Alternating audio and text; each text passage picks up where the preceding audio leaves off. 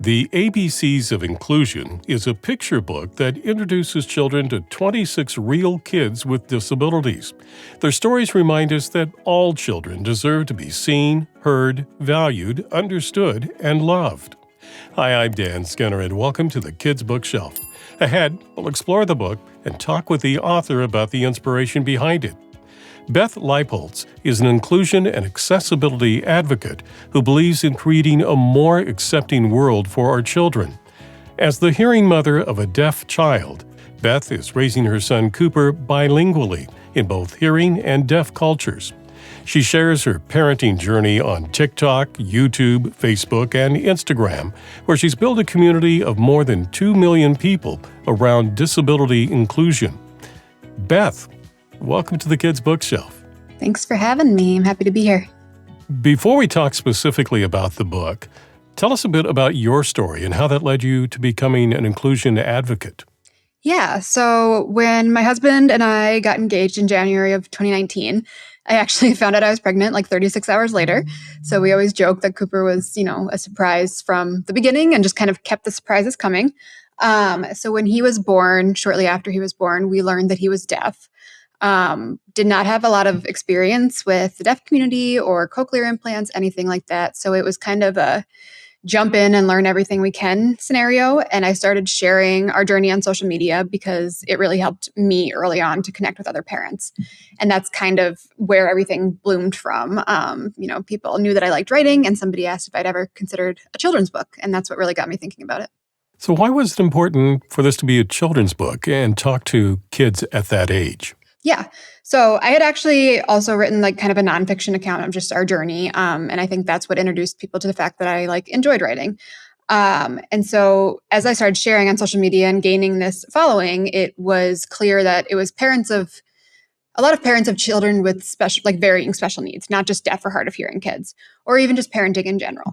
And I started thinking about, all of the connections that we had made along this journey. And I was like, it would be really cool to be able to do like an ABCs book, but have each letter correlate with an actual child and their, name, their person first language instead of a diagnosis. So each of the 26 letters focuses on a different child, real children across the world, and a different diagnosis to really introduce that to children, especially school age, as they're, encountering peers who may be different from them. So since this is a picture book, what age is the book intended for?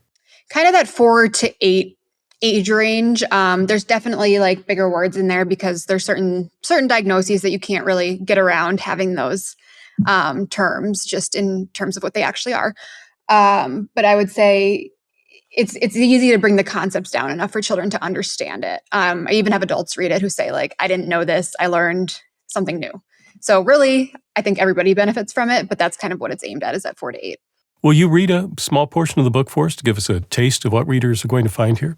Yeah, I will read the intro if that works. We live in a big world, and not every person is the same. Sometimes when you meet a new friend, you might notice they walk, talk, or play differently than you do. The 26 friends you're about to meet are real children, and they may look different or move through the world in ways you haven't seen before. Sometimes noticing these differences can make us feel curious or even a little uncomfortable. But when we take the time to learn about one another, we often find many ways we are the same. Just like you, these kids are growing, learning, and changing, and they're excited to get to know you too. And then you go through the alphabet and you introduce these kids and explain their conditions and how they make their way in the world. So as you pointed out, as I read through it, sure, there were a lot of conditions I was familiar with, but I learned some new things as well. Yeah. And that's really, I think, the goal. I mean, I even, in writing it and trying to piece together all of these letters and, not repeat a diagnosis, I ended up learning a ton as well. And I think that just kind of shows that there's always room to continue to grow and learn and be a better advocate and better person just as a whole when it comes to how to include people. With the picture book, half the story is in the pictures. So what can you tell us about the illustrations? Yes. So this is actually the second edition of the book. The first edition came out a few years ago, and that was something I worked on independently. So this one was through a more traditional publisher. The illustrators are out of Vietnam. They did an amazing job. We really gathered pictures of each of the kids. So they had that to pull from.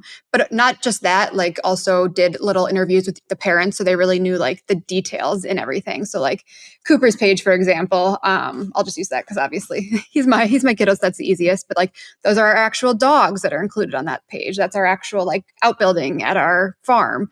So they all kind of pull elements of the kids' real lives, and they really resemble them, which I think is awesome. In the back matter of the book, you have a couple sections that provide a lot of useful information, and one is about what kids can do. Tell us about that. What can kids do? Yeah, I mean, I think the biggest thing pulling from my own experience raising a child who like has a physical difference, you can see cochlear implants on his head blinking. I think the biggest thing I appreciate is when kids do ask questions. I've also had instances where parents are like, oh, don't ask because that's rude. And I think as a parent, like I want kids to understand everything they can about Cooper in order to best communicate with him. And not only him, but like if they encounter that same diagnosis down the road, they can relate it back and be able to make that connection. So I think asking questions is super important. And also, trying to treat those kids, I don't want to say the same because they do need certain accommodations. Like Cooper needs more eye contact probably than most kids to be able to really connect communication, but including them in those ways and advocating for them and for each other. You also have a section on what adults can do. So tell us about your advice there. Yeah. Like I, kind of piggybacking off the kids thing, I think encouraging kids to ask questions and teaching them that there's like a respectful way to do that, whether that's at home asking their parents those questions or if they feel comfortable enough to ask them, publicly. I think that's what really gets kids learning. Adults also obviously lead by example. So being able to take your own actions and knowledge and put that out in the world because kids are sponges. We know that. They pick up on everything, like more than we even think possible. So I think those are really the two things that I try to implement with Cooper is letting him ask questions and acting the way that I want him to grow up acting in this world. You've built up a following and a connection with millions of people through social media. And if someone listening to this interview would like to connect with that community, where can they find you? Yep. So we are pretty much on all of the things. TikTok, Instagram, Facebook, and YouTube. And that's Beth and Coop across all those platforms. So really, I share a lot of the same content across them. I would say my most like engaged community is probably Instagram, just because people like to really interact there. But yeah, and then I have my website too is bethandcoop.com, and that has lots of resources. That does gear a little more specifically towards like deaf and hard of hearing, just because that's kind of our area of expertise. But also has all of the information about the book and everything else you could probably want.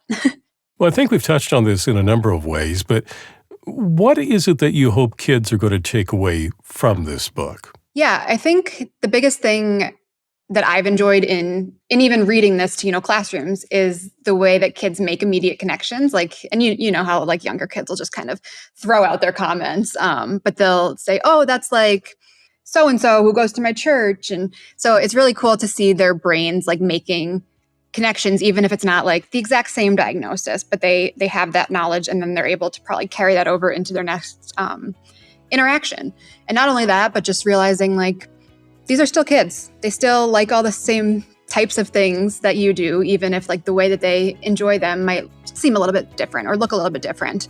That doesn't mean that there isn't common ground and somewhere to meet. To learn more, the picture book is The ABCs of Inclusion by Beth Leipholtz. Beth, thank you for talking with me today. Yeah, thank you for having me and asking good questions. If you'd like to purchase The ABCs of Inclusion, I've placed a link for you in the description below. If you appreciated this conversation, please subscribe, like, and click on the bell so you know when I post new interviews. Meanwhile, here are 2 more books you might find interesting. Well, thank you for watching this edition of the Kids Bookshelf. I'm Dan Skinner. Until next time, keep sharing the gift of reading.